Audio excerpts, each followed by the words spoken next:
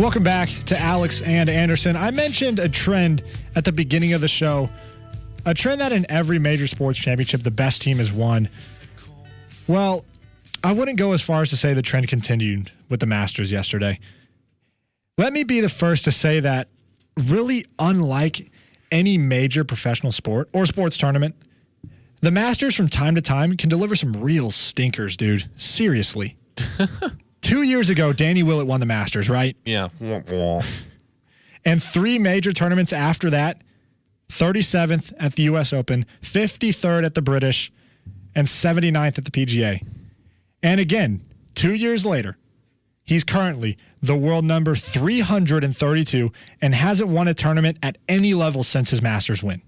Hasn't even won over in Europe or over here. He peaked, man.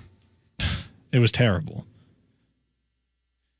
There are plenty of guys like that, though. Trevor Immelman, Larry Mize, Chris Coody, just to name a few guys who have won the Masters. Who are they? Nobody knows. The Masters has a tendency to do this. This is not the first time. It seems like more than any other major, honestly. Yeah. I mean, I don't know, but the Masters is the largest. Recent memories I could think right now, it just seems like the Masters always, there's some random someone every 3 or 4 years. Yeah. The Masters has a tendency to do that. And that's really unlike any other sport. It's really not possible for tennis to have crazy no-names run, at least in the men's side. It seems like in the men's side in tennis, you have the same 4 or the same 5 as the final 4. Or in the NBA, there are no Cinderellas. It doesn't always happen, but sometimes at Augusta, a stinker may slip through the cracks. This year, we got about half of what we wanted as golf fans. Because there are really only 2 things that go into a great Masters. And drama is one, and quality of the leaderboard is the other. Put those together, if both of those rear their heads, that's an incredible tournament. Every year it seems we get either or. And many times, though, it's satisfying enough. This year was no different. We got quality of leaderboard as our course. And if I had to pick between the two, I'd rather have a non-drama-filled Masters with many, many big names at the top, which is what I got. As opposed to the Danny Willett Masters where there was a lot of drama. But again, the leaderboard was tainted by Willett.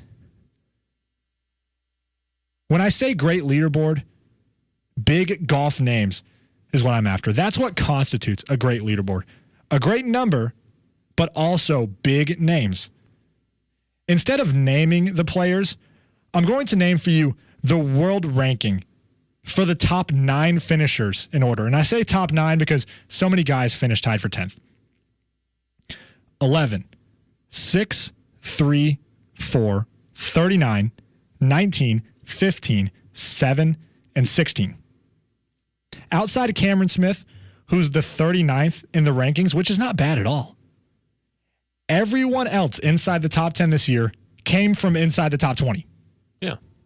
And the 2nd, 3rd, and 4th place finishers, 6th, 3rd, and 4th in the world golf rankings.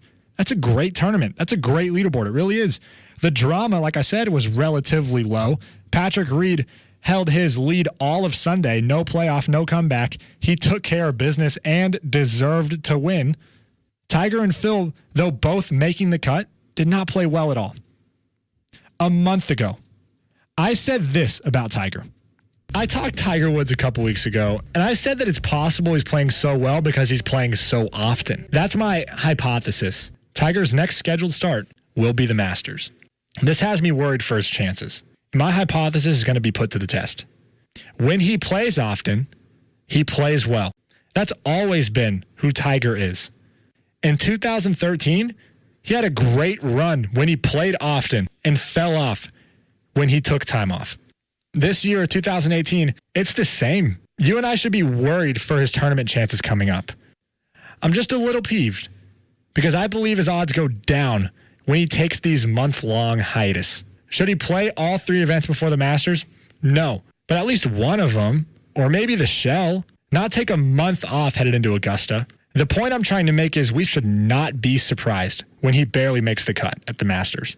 And when people go on TV or gather around to talk about what went wrong, they're probably not going to say what I just said. And a benefit to listening to my show is that you'll know what to say when somebody asks you why Tiger played so bad. I'm Nostradamus over here. Ding, ding, ding.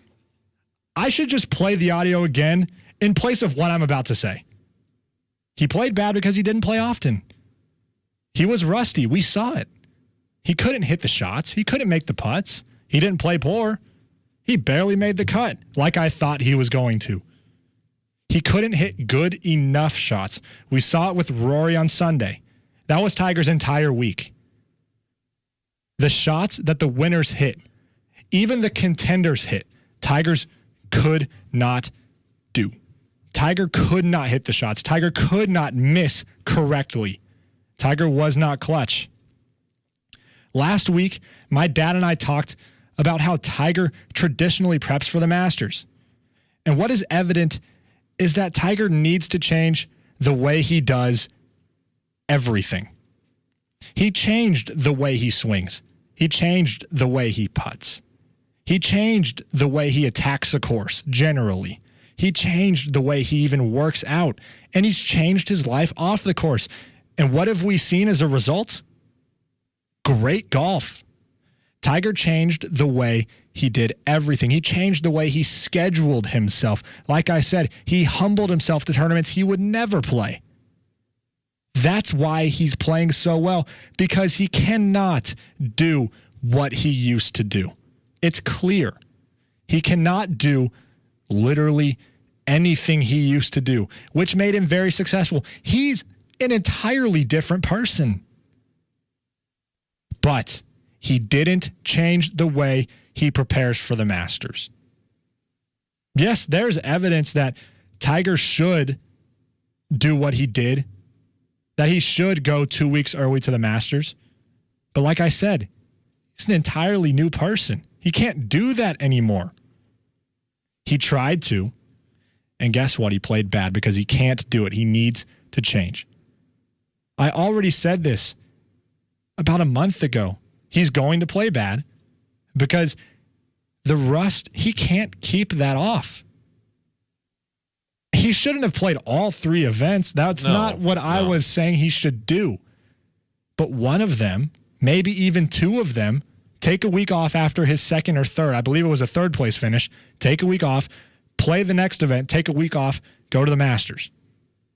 Or play the Shell a week before the Masters and go straight into the Masters. He did what he normally does. But he can't have the results anymore that he normally has. It's that clear. And I think for anyone at any level, if you don't play around the golf for a month, when you tee up the first hole, you're like, I don't know what I'm doing. I haven't done this in a while. It's so different than just, all right, I'm at the range every day. No, it's a totally different feel. Yeah, and tournaments are the same. If you don't tee it up in a tournament in a month, it's different. Tiger's been doing this for half of his life, but he still needs to keep the competitive juices flowing.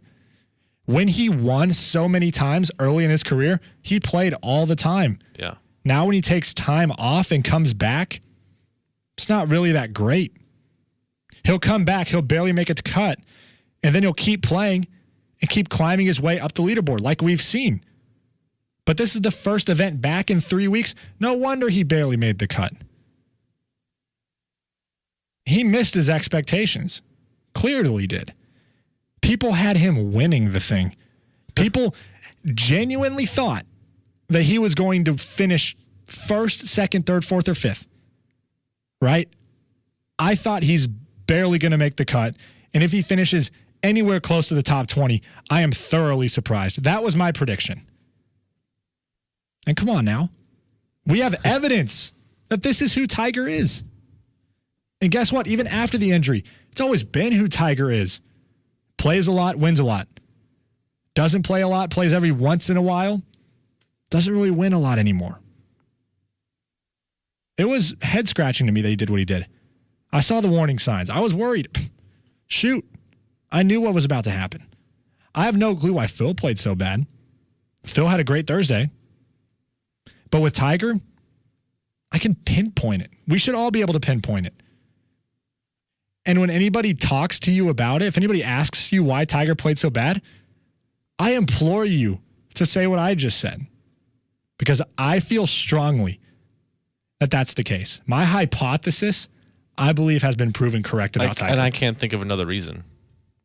Oh, some people will say, he just played bad. If you're Tiger Woods and you're playing as well as you were and you barely make the cut, it's because you're not playing enough. Probably. He's clearly able to make the leaderboard at the Masters. Yeah. He just needs to, when he's on the course, be like, okay, I remember how this goes. He did make the cut, but making the cut is not enough, right? Yeah. Making the cut is enough for Doug Gim, for an amateur. For Tiger, making the cut should be the bare minimum. And if you finish a shot above the cut line, it's a bad tournament for him. This was a bad tournament for Tiger. Why did he play so bad? I think it's clear. Just didn't play enough coming in. Couldn't keep the rust off. Couldn't keep the competitive juices flowing. Handicapped himself. Stopped all of his momentum. Yeah. Voluntarily. And nobody should be surprised that he played so bad.